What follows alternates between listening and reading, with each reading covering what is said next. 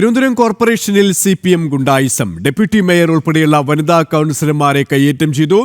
മർദ്ദനമേറ്റ മേയറും deputy മേയറും ഉൾപ്പെടെ 9 BJP കൗൺസിലർമാർ medical college ആശുപത്രിയിൽ ചികിത്സയിലാണ്.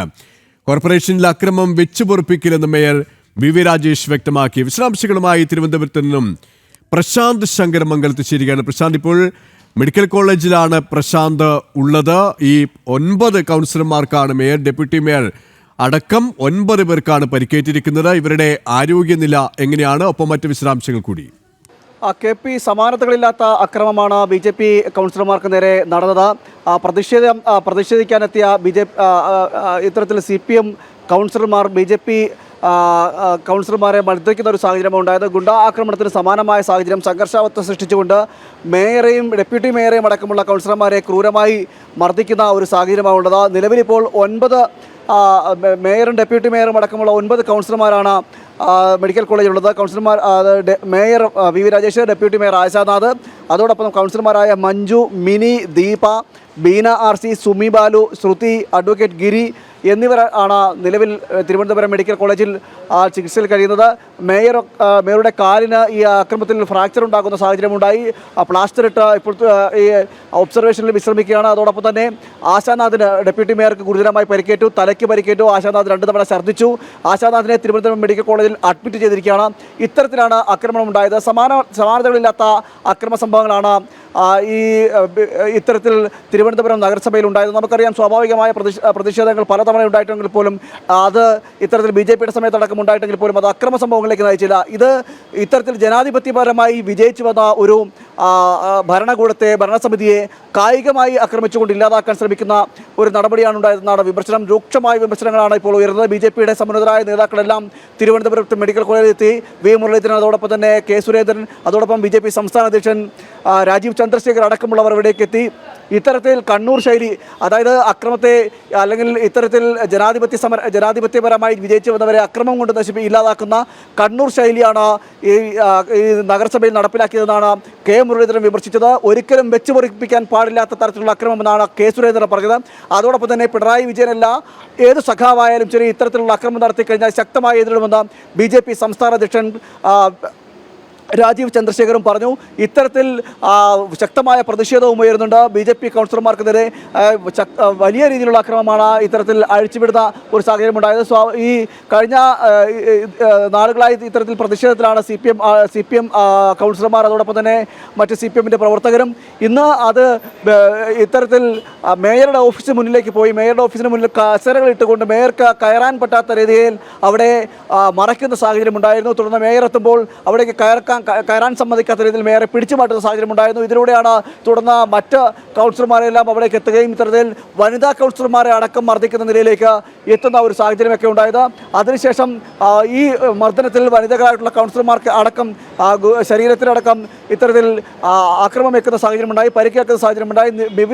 നിരവധി ഇത്തരത്തിൽ കൗൺസിലർമാർക്കും സമാനമായ സാഹചര്യമാണ് ഉണ്ടായത്.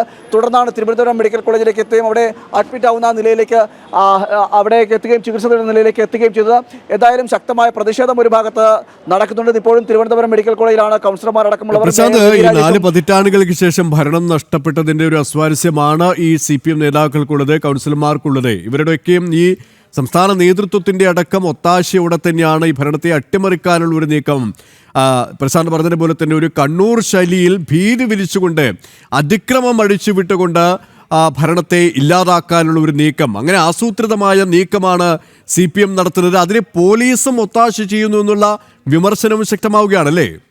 KP ഈ കഴിഞ്ഞ 6 മാസമായി, അതായത് BJPയുടെ ഭരണസമിതി തിരുവനന്തപുരം നഗരസഭയിൽ അധികാരത്തിൽ വന്നതിന് ശേഷം ഒട്ടുമിക്ക ഇത്തരത്തിൽ പരിഷ്കാര നടപടികളെല്ലാം നടത്തിയിരുന്നു. മാത്രമല്ല പലതരത്തിലുള്ള CPMൻ്റെ തന്നെ നേതൃത്വത്തിൽ നമുക്കറിയാം ഈ നഗരസഭയുടെ ഭാഗമായിട്ടുള്ള പല കെട്ടിടങ്ങളും കയ്യേറിയിരിക്കുന്ന സാഹചര്യം ഉണ്ടായിരുന്നു. അവിടുന്ന് ബലാത്കാരമായിട്ട് കയ്യേറിക്കൊണ്ട് പാർട്ടി ഓഫീസാക്കിയ സാഹചര്യം ഉണ്ടായത്. ഇതെല്ലാം ബലാത്കാരമായിട്ട് അവിടുന്ന് മാറ്റുന്ന സാഹചര്യമുണ്ടായി. അതോടൊപ്പം തന്നെ ഏറ്റവും എടുത്തു പറയേണ്ടത് തിരുവനന്തപുരത്തെ കന്നിമേല മാർക്കറ്റിലെ കെട്ടിടങ്ങൾ, അനധികൃതമായ മാർക്കറ്റിൽ കെട്ടിടങ്ങൾ നിർമ്മിക്കുകയും നടത്തുകയും ഗുണ്ടാപിരിവിന് ഒരു CPM നേതാവിൻ്റെ നേതൃത്വത്തിൽ അത് ഗുണ്ടാപിരിവ് നടത്തുകയും ചെയ്തിരുന്നു. ഇതിനെല്ലാം അറുതി വരുത്തി. മാത്രമല്ല നിരവധി പരിഷ്കാരങ്ങൾ നഗരസഭയിൽ നടത്തി. കഴിഞ്ഞ 45 വർഷത്തെ CPM ഭരണത്തിൽ കാണാത്ത തരത്തിലുള്ള പ്രവർത്തനങ്ങളാണ് തിരുവനന്തപുരം നഗരസഭയിൽ കാണാൻ സാധിച്ചത്. ഇതോടുകൂടി തന്നെ ജനങ്ങളും BJPക്കും ഭരണസമിതിക്കും മേയർ VV രാജേഷിനും ഒപ്പം നിൽക്കുന്ന ഒരു സാഹചര്യമുണ്ടായി. പലരും മേയറുടെ പ്രവർത്തനങ്ങളെ സാമൂഹ്യ മാധ്യമങ്ങളടക്കം അഭിനന്ദിച്ചുകൊണ്ട് രംഗത്ത് വരുന്ന സാഹചര്യമൊക്കെ ഉണ്ടായി. ഇത് CPMനെ വിരളി പിടിച്ചിരുന്നു. ഇതേ തുടർന്ന് ഏത് വിധത്തിലും ഇത്തരത്തിൽ മേയറെയും അതോടൊപ്പം തന്നെ ഭരണസമിതിയെയും ഇല്ലാതാക്കുക, നശിപ്പിക്കുക എന്ന തരത്തിലേക്ക് അവരുടെ പ്രവർത്തനങ്ങൾ മാറി. അതിൻ്റെ ഭാഗമായിട്ടാണ് ഇത്തരത്തിൽ നടപടി ഉണ്ടായത് എന്നാണ് നമുക്ക് മനസ്സിലാക്കാൻ സാധിക്കുന്നത്. ഇപ്പോൾ മേയർ ആശുപത്രിയിൽ നിന്നും പുറത്തേക്ക് വരുമെന്നാണ് മനസ്സിലാക്കാൻ സാധിക്കുന്നത്. മേയറുടെ വണ്ടി ഇപ്പോൾ ആശുപത്രിക്ക് മുന്നിലേക്ക് എത്തിയിരിക്കുന്നു. അല്പസമയത്തിനുള്ളിൽ മേയർ പുറത്തേക്ക് വരാനുള്ള സാധ്യതകളും കാണുന്നുണ്ട്. എന്തായാലും വലിയ പ്രതിഷേധമായിരുന്നു ഇത്തരത്തിൽ ആക്രമണത്തിൽ. മേയറുടെ കാലിന് ഗുരുതരമായി പരിക്കേൽക്കുന്ന ഒരു സാഹചര്യം ഉണ്ടായി. കാലിന് ഫ്രാക്ചർ ഉണ്ടാവുകയും ചെയ്തു.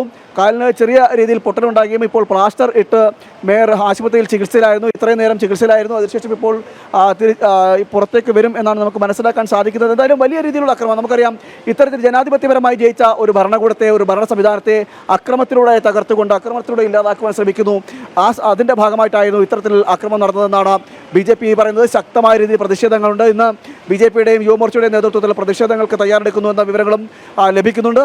ഇത്തരത്തിൽ ഉള്ള രീതിയിലാണ് നടപടിയെങ്കിൽ ഇത്തരത്തിലുള്ള രീതിയിലാണ് ഈ പ്രതിഷേധങ്ങളെ അട്ടിമറിക്കുന്ന രീതിയിലാണ് പ്രവർത്തനങ്ങളിൽ. അതിനെതിരെ ശക്തമായ രീതിയിൽ പ്രതിഷേധിക്കുമെന്ന് തന്നെയാണ് BJPയും പറയുന്നത്. 9 കൗൺസിലർമാർക്കാണ് ഇത്തരത്തിൽ അക്രമത്തിൽ ഗുരുതരമായി പരിക്കേറ്റത്. അതിൽ മേയർക്ക് കാലിന് പൊട്ടലേൽക്കുന്ന സാഹചര്യമുണ്ടായി. അതോടൊപ്പം തന്നെ ഡെപ്യൂട്ടി മേയറുടെ തലയ്ക്ക് അടിച്ച് പരിക്കേൽപ്പിച്ചു. 2 തവണ ഡെപ്യൂട്ടി മേയർ ഛർദ്ദിക്കുകയും ചെയ്തു. അതിനുശേഷമാണ് ഈ ഗുരുതരമായ ശാരീരിക അസ്വസ്ഥത വന്നതുകൊണ്ട് മെഡിക്കൽ കോളേജിലേക്ക് അഡ്മിറ്റ് ചെയ്യുന്ന നിലയിലേക്കൊക്കെ എത്തിയത്. ഇത്തരത്തിലെ പ്രതിഷേധങ്ങൾ കടന്നു കഴിഞ്ഞാൽ അത് ഒരു ഭരണ സംവിധാനത്തെ ഒട്ടാകെ നശിപ്പിക്കുന്ന മേയർ പുറത്തേക്ക് വരികയാണ്. ഒരു ഭരണ സംവിധാനത്തെ ഒട്ടാകെ നശിപ്പിക്കുന്ന തരത്തിലുള്ള പ്രവർത്തനങ്ങളാണ് ഉണ്ടായത്. ആശുപത്രിയിൽ നിന്നും മേയർ, മെഡിക്കൽ കോളേജിലെ അത്യാഹിത വിഭാഗത്തിൽ നിന്നും മേയർ പുറത്തേക്ക് വന്നുകൊണ്ടിരിക്കുകയാണ്. എന്താണ് അല്ല, എൻ്റെ കാല് ഡിസ്ലൊക്കേഷനാണ്. ഒരു പ്ലാസ്റ്റർ ചെയ്തിട്ടുണ്ട്. കുറച്ച് പെയിനുണ്ട്. പെയിൻ ഇപ്പോൾ ഒന്ന് കുറച്ച് ടാബ്ലറ്റ് ഒക്കെ ആയതുകൊണ്ട് കുറവുണ്ട്. അപ്പോൾ ബാക്കിയുള്ളവർ വൊമിറ്റ് ചെയ്തവരുണ്ട്.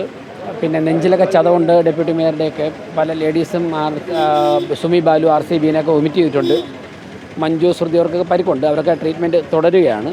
അതിൻ്റെ പ്ലാസ്റ്റർ ചെയ്തു. അത് കഴിഞ്ഞിട്ട് പോവുകയാണ്. മേയർ നമ്മളോട് പ്രതികരിക്കുകയായിരുന്നു. ഇത്തരത്തിൽ കാലിന് പൊട്ടലുണ്ട്, അതോടൊപ്പം തന്നെ ഇത്തരത്തിൽ പരിക്കേൽക്കുന്ന സാഹചര്യം ഉണ്ടായിരുന്നു. കാലിന് നല്ല രീതിയിൽ പൊട്ടൽ ഉണ്ടായി എന്നതടക്കമുള്ള കാര്യങ്ങളാണ് മേയർ പറഞ്ഞത്. ഇത്തരത്തിൽ ഉള്ള ആക്രമണം അത് ഈ ഒരു ഭരണ സംവിധാനത്തിൻ്റെ അല്ലെങ്കിൽ ഒരു നഗരസഭയുടെ തലവനെ തന്നെ ആക്രമിച്ച് ഇല്ലാതാക്കുക, അതിലൂടെ ഈ നഗരസഭയെ ഒന്നാകെ തന്നെ നശിപ്പിക്കുക എന്നതടക്കമുള്ള നിലയിലേക്കാണ് ഈ പ്രവർത്തനങ്ങൾ എത്തുന്നത്. ഈ CPMൻ്റെ തന്നെ പ്രവർത്തനങ്ങൾ എത്തുന്നത് ഇത് തന്നെയാണ് ഇത് സൂചിപ്പിക്കുകയും ചെയ്യുന്നത്. ഇത്തരത്തിലെ അക്രമങ്ങൾ, വലിയ രീതിയിലുള്ള അക്രമങ്ങളാണ് ഉണ്ടായത്. വലിയ രീതിയിലുള്ള അക്രമമാണ് ഇത്തരത്തിൽ CPMൻ്റെ നേതൃത്വം തന്നെ ജനഹിതത്തെ അക്രമം കൊണ്ട് അട്ടിമറിക്കാനുള്ള ഒരു ആസൂത്രിത നീക്കം തന്നെയാണ് CPMൻ്റെ ഭാഗത്തും ഉണ്ടായിരിക്കുന്നത്. CPMൻ്റെ ആക്രമണത്തിൽ 9 BJP കൗൺസിലർമാർക്കാണ് പരിക്കേറ്റത്. മേയർ VV രാജേഷ് ആശുപത്രി വിട്ടു. ആ ദൃശ്യങ്ങളാണ് ഇപ്പോൾ തത്സമയം പ്രേക്ഷകർ കണ്ടത്. പ്രശാന്ത് ശങ്കരമംഗലത്താണ് വിശദാംശങ്ങൾ നൽകിയത്.